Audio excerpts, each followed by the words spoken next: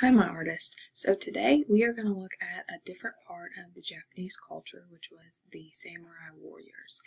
And so we're doing this because it's a little bit different than anything we've ever done before. So you guys are going to have some choices. Okay, now I normally try and give you choices on what you do. But today what we're going to do is we're going to study this warrior. We're going to learn a little bit about them, and then you're going to get to create your own version of armor for them. Okay, so I'm going to go through, show you some pictures. We'll talk a little bit about them and their lifestyle and what they did and what they were known for, and then you guys will have time to work, okay? So, like I said, they were from Japan. They were seen from the 12th century until the 1870s. Okay, so it's not recent, not in the last 100 years, but it's still a very big part of the Japanese culture. So it was a big way of life for them. It was a lifestyle. Very much like how most of us identify as Americans, or you might identify as a certain religion, or you might identify as a country person or a city person. We all identify by something different, okay? We all have certain things that tie us together, and the samurai lifestyle was one of those, okay? It was their military for a long time, and they were kind of like the elites of the society. They were allowed to carry 2 swords. They had different weapons. Sometimes they had bow and arrows, sometimes they had spears, but they were the warriors of that time period. Saying that, they made up less than 10% of their society. Okay, so that means if you had 100 people in the room, only a very, very small percent of them would actually be a warrior. So only 10 of them would be. Okay, so that's not really a whole lot of the population, but that's kind of why they were so special. They followed a common, like, kind of rule book. Just like everything else, they changed over the years. So from the 12th century to the 1870s is a long time. So they did change a lot over that period, but they had a common way of life. So here is a picture of a samurai warrior. You see his 2 swords. And I also want you to pay attention to his armor, his helmet, the clothing that he wears. Take a good look at it.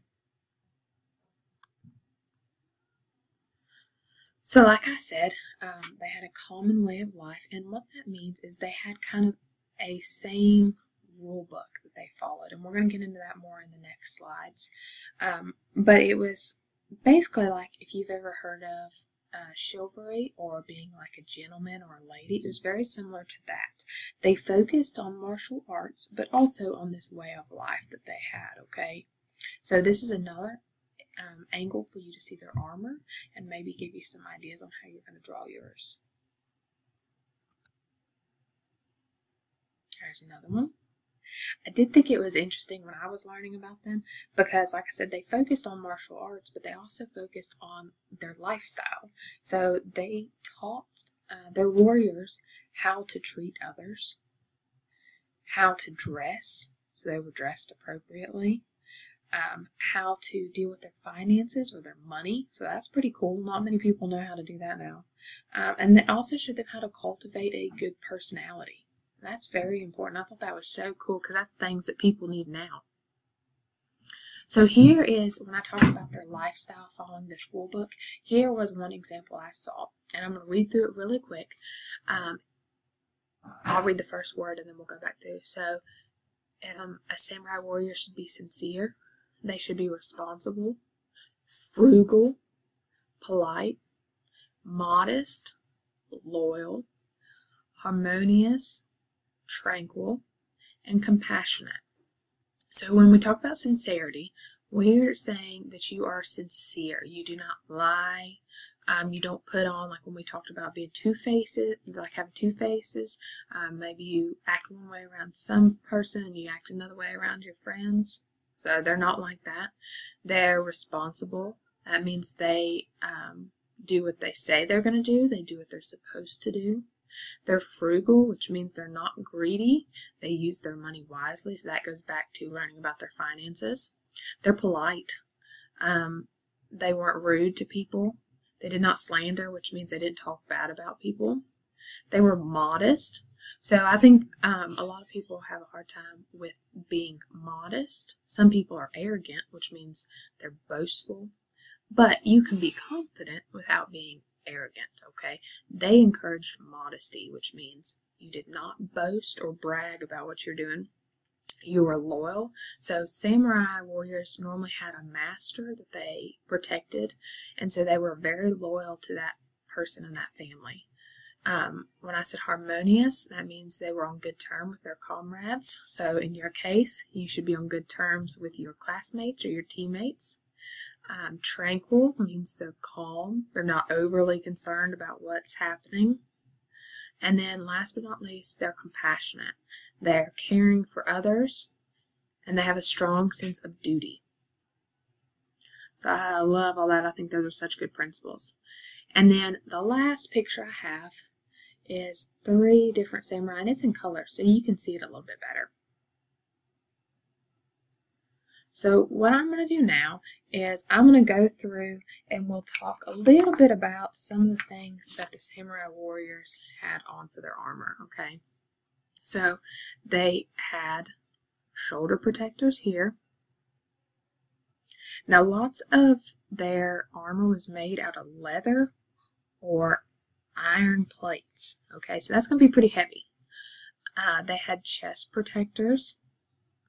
And then these pieces down here, these are leather or iron plates that protected their legs and some of their lower body, okay? They also had thigh guards. They had shin guards, kind of like if you played soccer. And then they also had these armored sleeves, okay? So their whole body is pretty well protected. And then most of them wore helmets too. Now what I think is very interesting is if you look at their feet, it almost looks like they're wearing flip-flops with sandals, or flip-flops with socks underneath them. So I think that's kind of wild. They have all this protection, and then they're wearing what looks like flip-flops or sandals. So I think that's very unusual.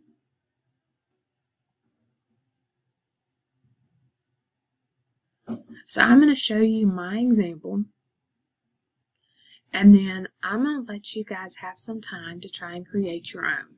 Now I'll leave my camera on so you can watch me while I work, but this is just a sketch that I made, okay?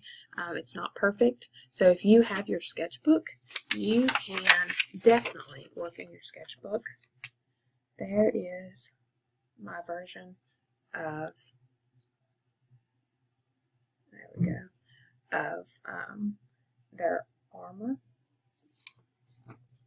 And then here was the helmet that I drew.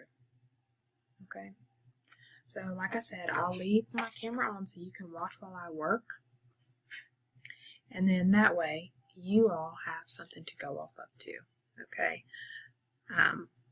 So go ahead and get your sketchbook, get your paper, and get a pencil. Okay. I don't want you working with a pen or anything that you can't erase. Okay.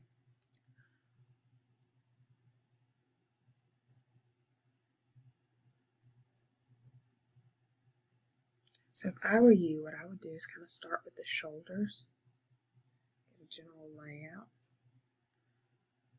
So I'm just doing like 2 curves, and again, this is not going to be perfect.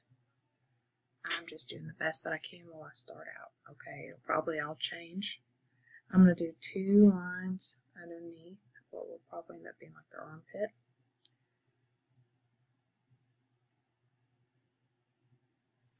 We'll do like a belt across. And then I'm going to go ahead and add those leather plates that protected their legs.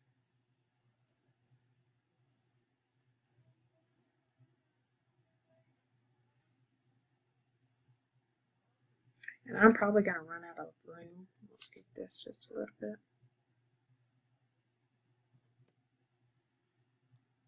So you may not be able to see his feet when I'm done.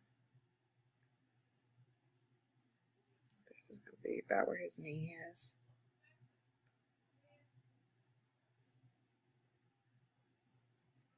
And like I said, I am going to run out of room. You may be able to see the tops of his shoes.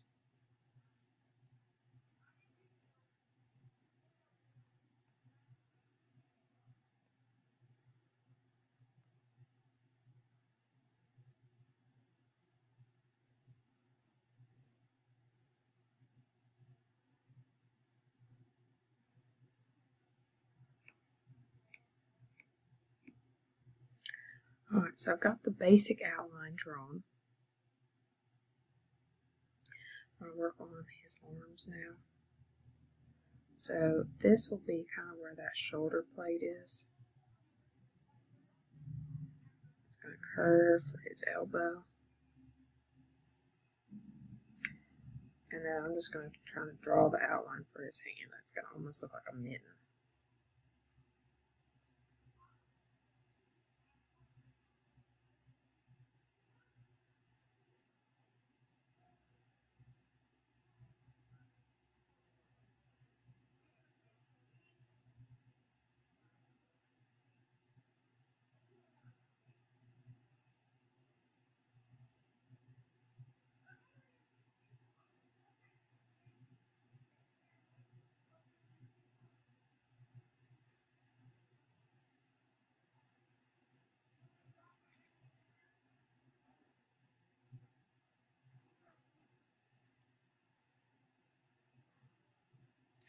Alright, now what I'm going to do is I'm going to go back and add some details. Okay, I'm going to flip back so we can see our examples.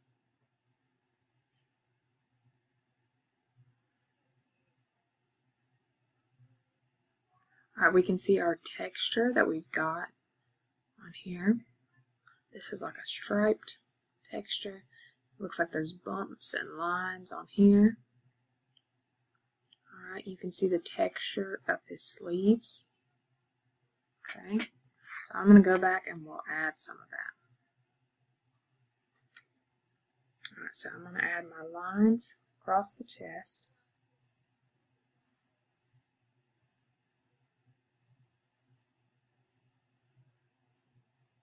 Another thing I want to do is I want to erase the lines underneath my hands and arms that I don't need.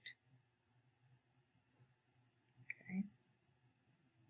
So any mistakes I made, I'm going to try and erase them and fix them a little bit so they look a little better.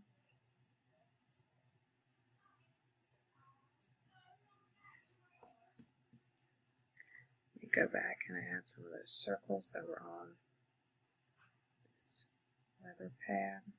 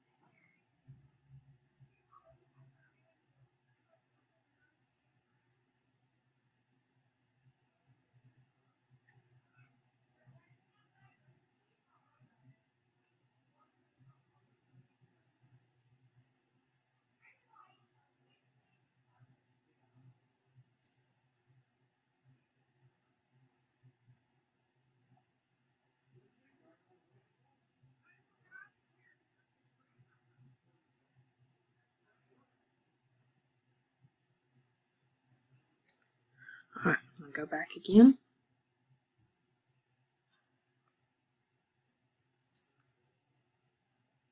Alright, same texture on the shoulder pads.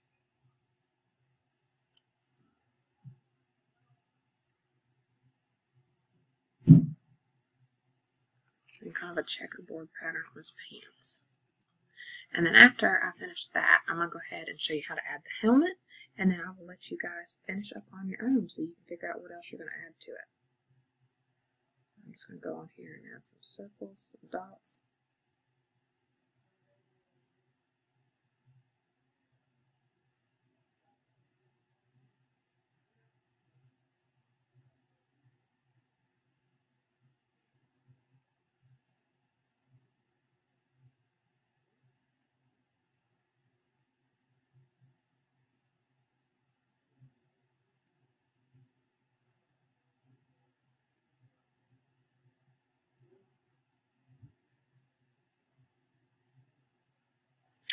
Oh, now I'm going to go ahead and move it down and we'll work on our helmet, okay?